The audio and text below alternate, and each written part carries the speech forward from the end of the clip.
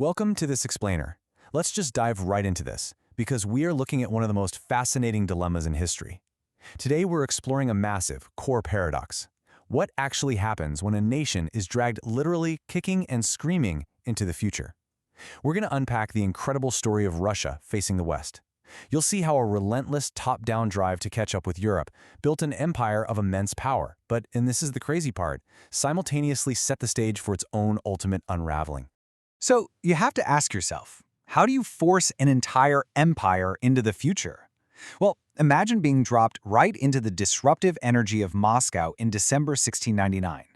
Up until this very moment, Russians had followed the Byzantine custom of counting years from the creation of the world, so the year was actually 5508.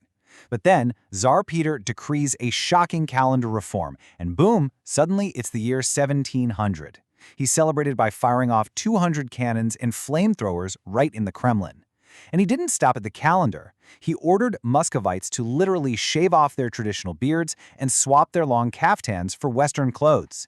He even went as far as putting mannequins in the town squares just to show people how they were supposed to look. I mean, this wasn't just a fashion statement, it was a sudden, violent shift in their entire sense of time and identity. Section 1. Peter's Cultural Revolution.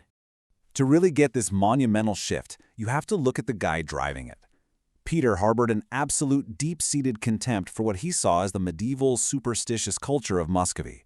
He was a revolutionary by temperament. He'd hang out in the foreign quarter of Moscow mocking the church with his all-drunken synod and palling around with European mercenaries. And driving all of this change was just his sheer, overwhelming physical presence. Peter was almost 7 feet tall. He'd walk with these giant, rapid strides that literally left his advisors breathless just trying to keep up with him. He possessed this outsized force of will, traveling incognito to Europe to work as a shipwright in Holland or study artillery in Prussia. He was basically using his literal and political stature to physically force his country into European modernity. And this illustrates just how extreme his cultural engineering actually got. When he built his new capital, St. Petersburg, he wasn't just designing streets and buildings, he was designing the people. In 1717, he actually published an etiquette manual commanding his nobles on how to eat and act in polite society. He had to instruct them not to spit their food out, not to use a knife to clean their teeth, and to stop blowing their noses like trumpets. He even reformed the Russian language itself, importing French words for concepts like gesture or sympathy because, well, Russian just didn't have the salon equivalents yet. Section 2. Building a European Empire. Of course, a European ambition on this scale required a completely massive military and administrative engine. Peter knew that to conquer the Baltic Sea from the Swedes, who, by the way, had one of the finest armies in Europe at the time, he needed scale. 2 million men, to be exact. So he instituted this sweeping conscription system that was totally unparalleled in Europe, where peasant households basically had to send men to the army for life.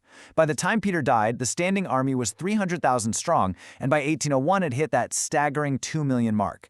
No other state could mobilize like this. But here's the catch from our sources. Russia lagged behind in quality, so it compensated with sheer quantity. And unfortunately, that set a grim historical pattern of Russia fighting its wars by expending far more lives than its more advanced adversaries. To manage this new, massive state, Peter engineered a vital conceptual rebrand. He shifted the country's identity entirely away from Rus, which was the traditional, ethnic Byzantine homeland. Instead, he takes the title of Imperator and introduces this Hellenic term, Russia. Now, this wasn't just some slick PR move.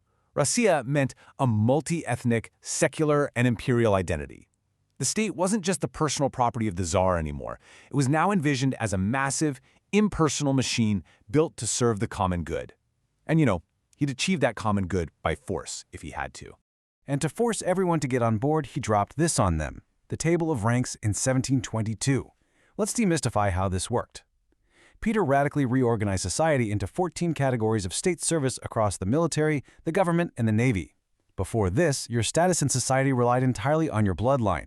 Now, hereditary nobility was only given to those who actually served the state and managed to reach the top 8 ranks. Even commoners could enter at the very bottom and work their way up. It sounds dynamic, right?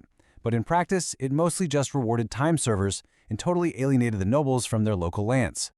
Section 3. The Era of Empresses.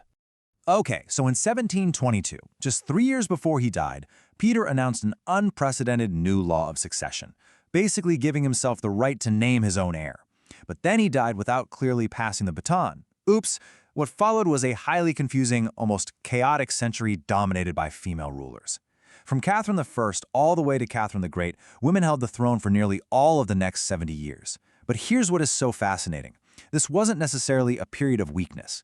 Because female rulers were perceived as softer than the domineering Peter, it actually allowed for much more complex court politics. These empresses ended up stabilizing the entire system by brilliantly playing a divide-and-rule strategy among all the competing noble factions. And absolutely no one played this political game better than the woman behind the 1762 coup. Catherine the Great was actually born a minor German princess. Her husband, Emperor Peter III, had totally alienated the Russian elite because he was obsessed with the Prussian army and showed pretty open contempt for the Orthodox faith. So Catherine, this foreigner, swoops in and seizes power from him by brilliantly tapping into Russian national feeling. She literally threw on a military uniform, rallied the elite guards, and justified her entire coup by claiming she was defending Russian orthodoxy and tradition. It was a masterclass in politics. Once she had the power, Catherine really wanted to portray herself as an Enlightenment ruler. Unlike Peter the Great, she wanted to step away from state coercion. So one of her biggest moves was the 1762 emancipation of the nobles. She essentially released the nobility from that compulsory, lifelong state service Peter had forced on them. Her big hope was that these freed nobles would go back to their estates and build strong, enlightened local governments, kind of like the English gentry, but it completely backfired. The nobles were way too addicted to the high life and glamour of St. Petersburg. They treated their estates like giant ATM machines and country homes funded by serf labor, which left the vast Russian provinces disastrously undergoverned. Section 4. The Great Cultural Rift. So the tragic irony, the profound unintended consequence of this entire century of forced progress was that the state didn't actually modernize the whole country. It split it right down the middle, creating two entirely different Russias. On one side, you have the world Alexander Pushkin called A Window onto Europe. This perfectly captures the vibe of the newly minted elites in St. Petersburg. They're living in the city of classical Baroque architecture designed by Italians and Frenchmen. They're speaking French in their salons. They're reading Enlightenment philosophy. They were striving so incredibly hard to be European that they effectively became foreigners in their own country. But let's immediately contrast that with the view from the countryside. This quote comes from a super famous 18th century satirical woodcut called "The Mice Are Burying the Cat." The mice are the common people, and the dead cat is Peter the Great. While the elites up in St. Petersburg were celebrating Peter's legacy, the enserfed peasantry, the Cossacks, and the Old Believers were literally celebrating his death. They absolutely despised his godless rules about shaving, smoking, and dancing. To the traditional village world, this guy wasn't a modernizer. They literally viewed him as the Antichrist. And this massive cultural rift finally climaxed in 1773 with the Pugachev Revolt. A Cossack named Emelian Pugachev claims to be the true czar and just taps right into this deep, lingering rage in the countryside. The revolt was fueled by folks who are so alienated by the state, and believe it or not, still furious about things like military conscription and those old orders to shave their beards, that they waged a massive, bloody war against the landowners. The revolt was crushed eventually, but the term Pugachevshchina was forever burned into the Russian vocabulary as a synonym for merciless peasant anarchy. It proved that Catherine's undergoverned provinces were an absolute powder keg. Which leaves us with this final provocative question to wrap up our explainer today. How long can a society actually survive when the state becomes completely alienated from its people? The paradox of Russia's progress was that forcing all these modern changes from above relied on the exact same tyranny and servile customs it was supposed to be leaving behind. That unbridged fault line between the French-speaking, Europeanized elite in the capital and the traditional, deeply religious village world wasn't just some historical quirk. It was the exact cultural divide that set the inevitable stage for the revolution that would tear the whole empire apart in 1917. Thanks so much for joining me as we unpacked this incredible source material. Keep questioning the past, and I'll see you in the next explainer.